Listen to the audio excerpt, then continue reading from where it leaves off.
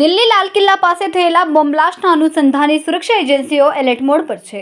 Junagadh range IGP Shri Nilesh Jajadiya સાહેબ, police અધિક્ષક જયદીપસિંહ જાડેજા સાહેબ તથા નાયબ પોલીસ અધિક્ષક એમ.એ. ચૌધરી સાહેબના માર્ગદર્શન હેઠળ ઉના તાલુકામાં કડક પેટ્રોલિંગ અને ચેકિંગ કામગીરી હાથ ધરવામાં આવી.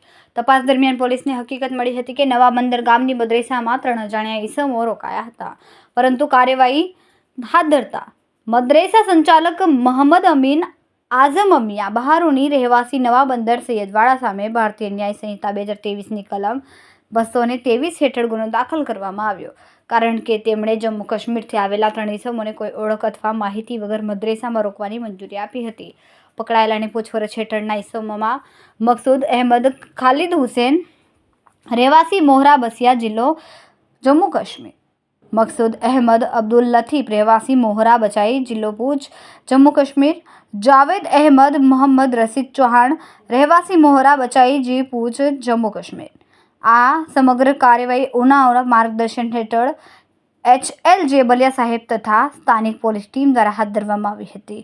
પોલીસ દ્વારા વિસ્તારમાં ચેકિંગ કામગીરી વધુ કડક કરવામાં આવી અને કોઈપણ સંદિગ્ધ વ્યક્તિ કે પ્રવૃત્તિની તાત્કાલિક માહિતી આપવા અપીલ કરવામાં આવી છે.